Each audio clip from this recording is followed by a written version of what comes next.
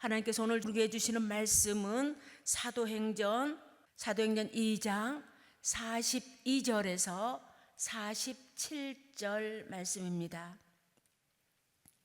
사도행전 2장 42절에서 47절입니다.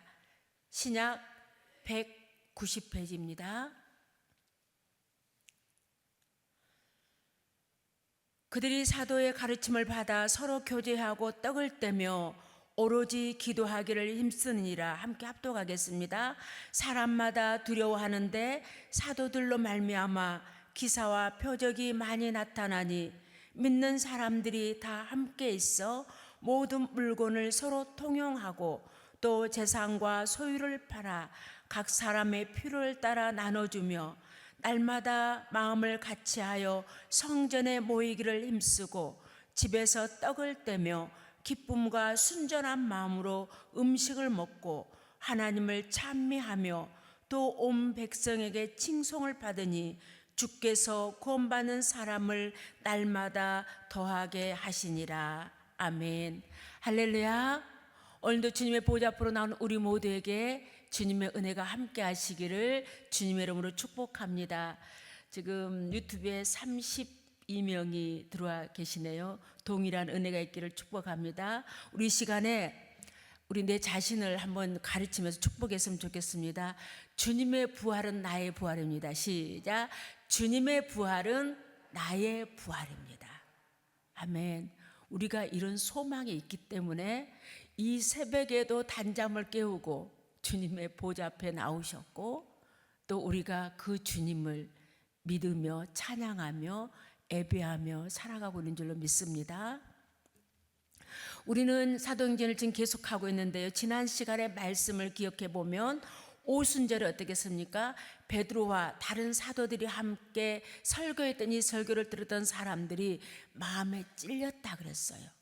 그러면서 우리가 어떻게 해야 합니까? 라고 베드로가 사람들 앞에서 이게 마음을 쏟아 놓았다고 했습니다. 그러자 사도 베드로와 다른 사도들이 이렇게 말합니다. 회개하고 각 사람이 예수 그리스도의 이름으로 세례를 받으라. 그리하면 성령을 선물로 받으리라고 선포했죠. 그 결과 그날에 회개하고 주님께로 돌아온 성도의 수가 몇 명이라고요? 3,000명. 3,000명이었다고 성경은 증거하고 있습니다.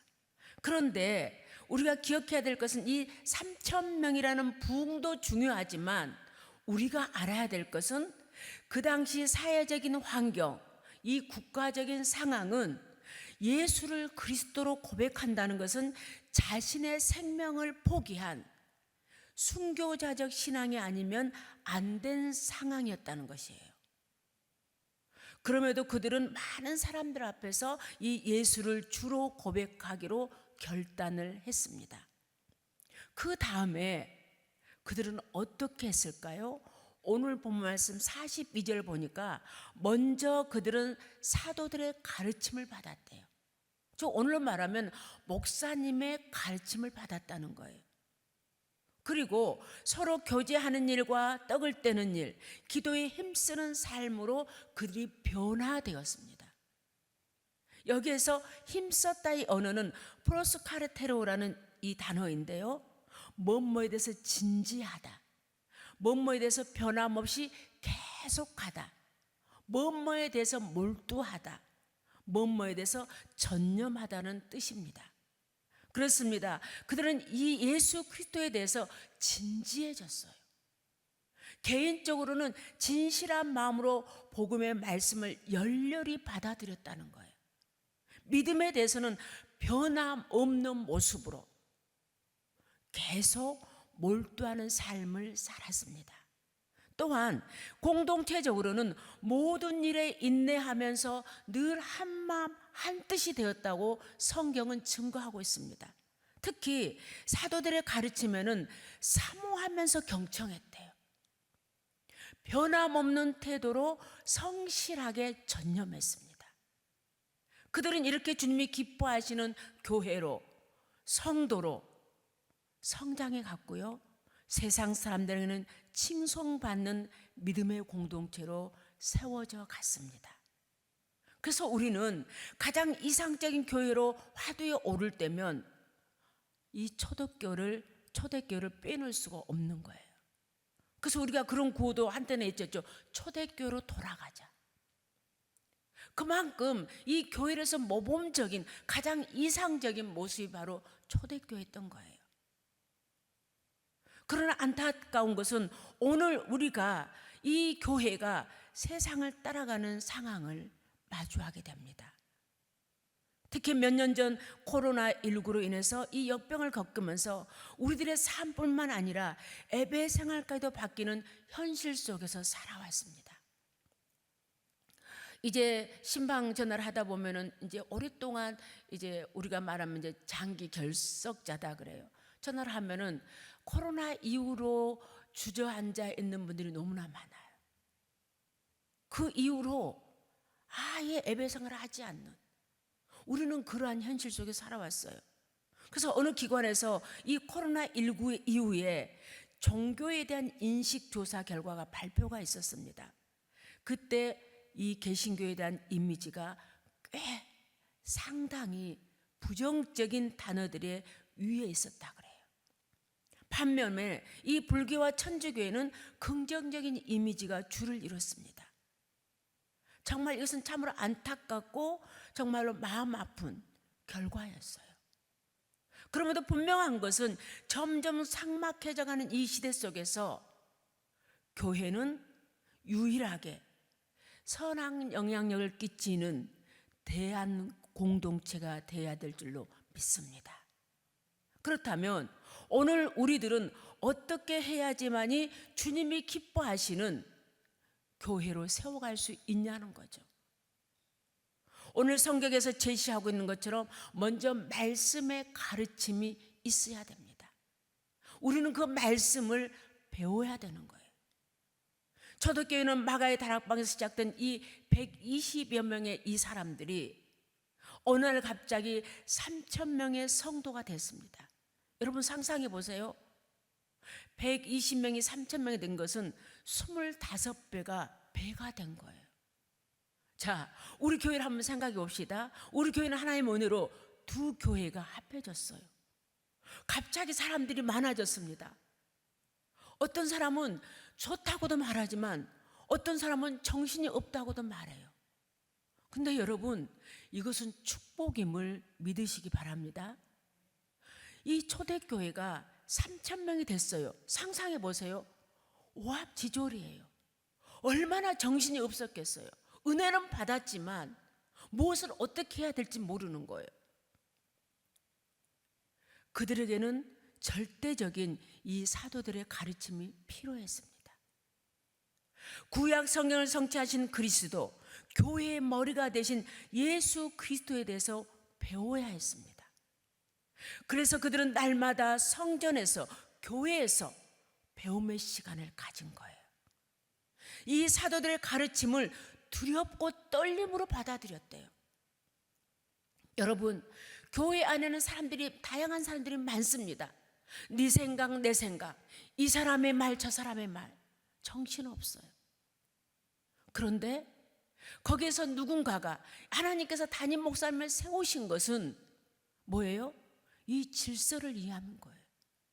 그 앞에, 권위 앞에, 그분의 가르침 앞에 우리는 때론 내 생각과 다를지라도 순종하게끔 하나님께서 질서를 만들어 놓은 것이에요.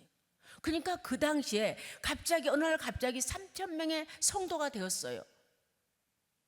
네 생각이 옳고 내 생각이 옳고, 환경이 다르고 지식이 다르고 경제적인 상황이 달라요. 여러분, 그 상황 속에서 다 내가 옳다고 했다면은 어떻게 이 초대교회가 아름답게 성장해 갈 수 있었냐는 거죠. 그럼에도 그들은 이 사도들의 가르침을 전적으로 믿고 따랐고 두렵고 떨림으로 받아들였다는 거예요. 뿐만 아니라 이 사도들의 그 권위 앞에 순종했습니다.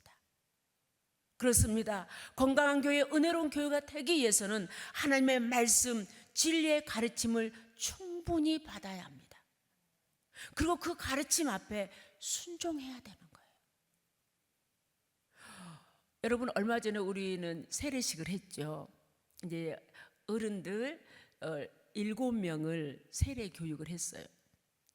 얼마나 성실하게 모범생이었는지 몰라요. 그리고 너무 좋아하는 거예요.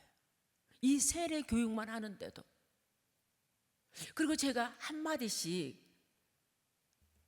이제 소감을 말해라 그랬거든요. 저 눈물 날 뻔했어요. 어떤 분이 뭐라고 고백한지 아세요? 그동안에 본인은 불교 절을 다녔대요. 그래서 절에 가면 108배, 3000배를 했대요. 그런데 그것은 죽은 신이들이에요. 이제는 살아있는 신 하나님을 믿게 되었다고.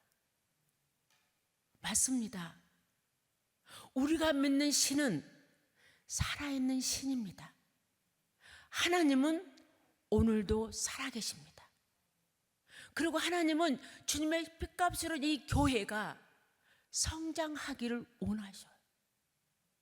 초대교회가 주님의 은혜로 성장했듯이 여전히 하나님은 오늘도 교회를 향한 꿈이, 비전이 뭡니까?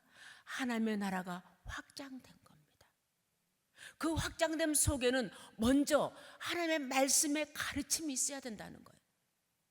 진리의 말씀, 우리는 그 진리의 말씀을 배우는 데에 게을리하지 하면 안 된다는 거예요. 그래서 사도 베드로는 베드로후서 3장 18절에서 이렇게 말합니다. 그리스도를 아는 지식에서 자라가는 게 성장해야 된다는 거예요. 계속 성장하라고 명령하고 있습니다. 왜냐하면 배우지 않고는 성장할 수가 없습니다. 그러면 우리들 역시 열심히 배워야 되는데 먼저 어떻게 하냐? 예배 시간에 목사님을 통해서 선포되는 이 하나님의 말씀을 잘 들어야 돼요. 많이, 그리고 자주 듣고 배워야 합니다. 그 다음에는 성경 공부도 해야 돼요. 큐티도 해야 되고 묵상도 해야 돼요. 특히 우리 교회는 이 신앙의 좋은 전통을 계승하기 위해서 111 운동을 하고 있잖아요. 매일 성경, 매일 기도, 매일 감사. 이 목적은 뭡니까? 우리 주님 예수 그리스도를 더 알기 위해서입니다. 믿음이 더 성장하기 위한 신앙 운동입니다. 이런 좋은 전통은 우리 교회 안에서 우리 가정 그리고 우리 자녀들 계속 이어지기를 소망하며 축복합니다. 둘째는 교제가 있습니다. 교제는 헬라어로 코이노이아입니다. 기본적으로는 친교, 교제, 사귐의 뜻을 갖고 있는데 오늘 이 말씀, 성경에서 말씀을 하고 있는 것은 단순한 이 친목에서 머물지 않고 교제, 연합, 동참, 공유, 함께 나눔을 의미합니다. 그래서 초대교회는 일방적인 돌봄이 아닌 서로 교제를 나눴어요. 나 혼자만이 누군가를 사랑한 것이 아니라 서로 했다는 거예요. 그들은 같은 장소에서 연합했어요. 44절 말씀 보니까 그들은 물건을 함께 공유했습니다. 심지어 그들은 재산과 소유를 팔아 서로의 필요를 채워줬어요. 45절 보니까 그들은 날마다 시간을 공유했어요. 이것은 뭐니까 지금 이렇게 함께 예배를 드리고 교제를 나눈 것이 시간을 공유한 거예요. 기쁨과 순전한 마음으로, 단순한 마음으로, 순수한 마음으로 감정을 공유하며 음식을 함께 나누었습니다. 46절. 그들은 성전에서 뿐만이 아니라 집에서 돌아가면서 모였어요. 지금은 그게 없지만 예전에는 일주일에 한 번씩 금요일날 구역예배를 드렸잖아요. 오늘 우리 집에 구역예배를 드린다 그러면 간식을 뭐 할 것인지 청소를 하고 준비를 하고 사모하고 이랬어요. 지금은 너무 안타깝죠. 더군다나 우리들은 위드 코로나 시대를 겪으면서 더 심해졌어요.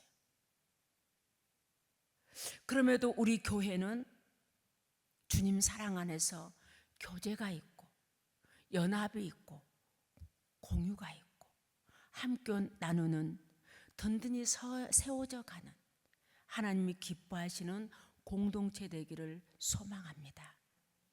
그 다음에 그들은 떡을 뗐어요. 당시 예배 행식은 뭐냐면 이제 떡과 잔을 우리로 하면 이제 성찬식 같은 의미였어요. 이렇게 교제를 함께 나누는 이 예배가 그 당시 예배 형식이었어요. 매 예배 때마다 우리는 이제 절기 때나 또 특히 우리 감사한 것은 우리 월상 예배 때 이제 성찬식을 준비하잖아요. 그런데 그 당시에는 이 예배 때마다 이런 떡과 잔을 나누는 교제가 함께 어우러지는 예배였습니다. 그래서 예배 마지막에는 항상 이 떡과 잔을 넣으면서 주님을 기념한 거예요. 축제 같은 기쁨이 있었습니다. 그 예배 안에는. 그 당시 사회적 정치적 상황을 생각한다면 그들은 어쩌면 그 예배를 드리면서 마지막 예배라고 생각하며 드렸을 수도 있어요. 예수를 믿는 것 때문에 핍박을 당하고, 예수를 믿는 것 때문에 감옥에 갇히고, 예수를 믿는 것 때문에 죽임을 당해야 했던 그 당시 상황으로서는 오늘 나는 어쩌면 이 예배가 마지막에 되지 않을까? 그렇기 때문에 그들은 더 간절하지 않았을까요? 그렇다면 오늘 내 자신의 예배는 어떤 예배일까요? 우리를 위해서 죽으시고 부활하시고 승천하시고 다시 오실 그 주님을 기다리면서 사모하는 마음으로 예배를 드리고 있는지 내 자신 한번 돌아보는 시간이 되기를 원합니다. 우리가 알아야 할 것은 지금 이 순간 지구촌 어디선가에는 이 한 번의 예배를 드리기 위해서 죽음을 각오하고 예배를 드리는 사람들이 있다는 거예요. 이 시대 속에서도. 그렇다면 오늘 드리는 이 예배가 내 인생의 마지막 예배라고 한다면 우리는 얼마나 간절하게, 얼마나 소중하게, 얼마나 사모하면서 예배를 드리지 않겠냐는 거예요. 예배가 내 삶의 가장 우선순위가 되지 않겠냐는 거예요. 우리 목사님 강대상에서 늘 말한 것처럼 주일을 내 시간처럼 사용하지 말고 예배를 드려야 된다고 또 강조하잖아요. 분명한 것은 예배가 살아야지 내가 사는 거예요. 예배가 회복돼야지 우리 가정이 삽니다. 예배가 회복되면 모든 것이 해결됩니다. 예배를 통해서 이런 은혜를 누리시기를 간절히 바랍니다. 네 번째로는 초대교회는 기도가 있었습니다.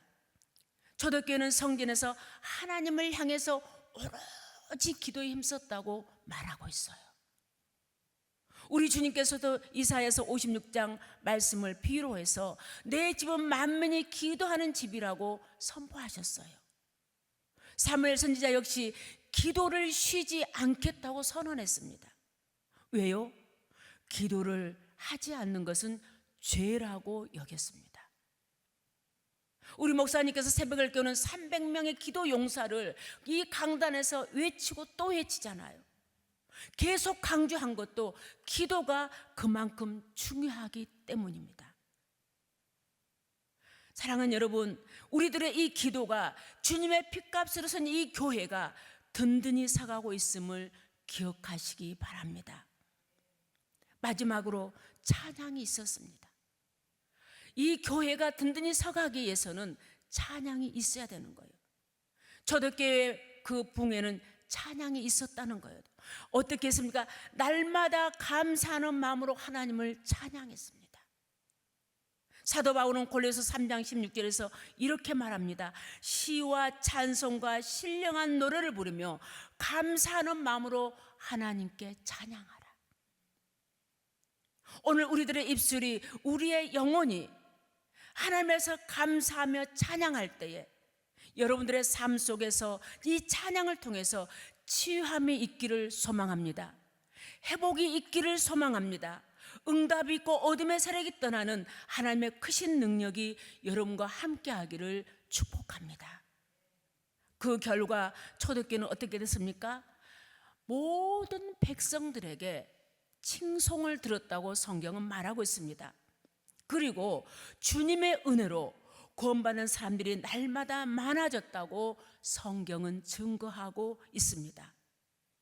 말씀을 마무리하겠습니다. 저는 오늘 말씀을 준비하면서 상황은 다르지만 초대교회와 우리 교회는 같구나 생각했어요. 하나님의 은혜로 두 교회가 연합해서 지금 우리는 아름답게 든든하게 세워져 가고 있습니다. 교회 노예에서뿐만 아니라 세상 사람들에게도 아주 좋은 모범적인 귀감이 되고 있어요. 긍정적인 많은 사람들의 칭찬을 듣습니다. 우리 교회는 목사님을 통해서 은혜로운 예배와 가르침이 있습니다. 또한 헌신하고 수고하는 충성된 사람들이 있습니다. 나눌 줄 아는 사랑이 있습니다. 뿐만 아니라 은혜로운 찬양이 있고 끊이지 않는 기도가 있는 우리 교회는 참 좋은 교회입니다. 제가 오늘 교회예요. 정말 우리 교회 복받은 교회예요. 새벽에도 기도하죠. 아침에 출근하면서 보면 기도하고 가는 분들이 있죠. 낮에도 와서 기도하죠. 저녁에도 우리 권사님들 와서 기도하시죠. 오늘 제가 새벽에 4시 10분에 도착했거든요. 교회를. 벌써 와서 기도하고 계시는 권사님이 계세요. 여러분, 우리 교회는 이런 분들이 계시기 때문에 더 든든하게 아름답게 영원토록 주님 오시는 그날까지 세워져가는 교회가 될 줄로 믿습니다.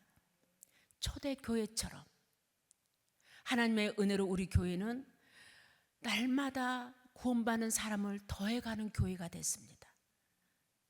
뿐만 아니라 두 교회가 연합해서 아름답게 세워져 가니까 많은 사람들에게 귀감이 되고 모범이 되고 칭송을 받는 교회가 되었습니다. 두 교회가 합해지다 보니 때로는 그동안의 이 교회의 분위기 때문에 성장의 분위기 때문에 생각이 다를 수 있고 또 때로는 불편할 수도 있고 때로는 내 생각과 저 사람 생각이 달라서 마음이 아플 때도 있습니다. 그럼에도 내 생각을 내려놓고 주님이 기뻐하시는 교회가 어떤 교회일까? 바로 서로 연합해서 든든히 세워져가는 교회가 되기를 원한다면 그 중심에 저와 여러분들이 있습니다. 우리 한 사람 한 사람이 서로 연합하여서 든든히 세워주는 교회로 만들어가는 은혜의 통로가 되기를 주님의 이름으로 축복합니다. 이제 예전에 제가 한번 우리 이제 사역자들은 정말 우리 목사님도 계속 그 말씀 하시지만 교회를 위해서 나라를 위해서 성도를 기도하다 보면 내 기도는 정말 못할 때가 많아요. 마지막 마무리를 그냥 하나님 아시지요 할 때가 많아요. 그런데 눈 뜨면서부터 잠잘 때까지 오직 교회 생각, 성도 생각밖에 할 수가 없어요. 또 하나님께 그 사명을 주셨고요.